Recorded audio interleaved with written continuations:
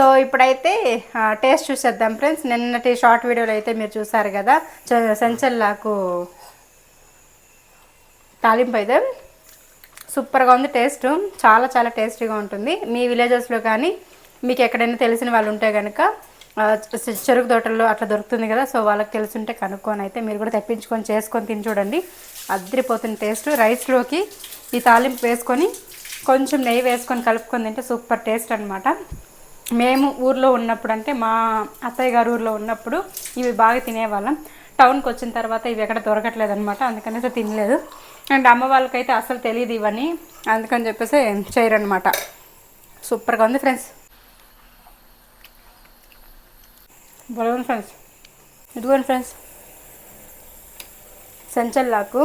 ఈసారి ఎప్పుడైనా అత్తయ్య వాళ్ళ ఊరికి వెళ్ళినప్పుడు కోసే దగ్గరికి వెళ్ళి ఎక్కడ ఉంటుంది ఏంటని చెప్పి ఎలా ఉంటుంది ఆకు అని చెప్పి చూపిస్తాను.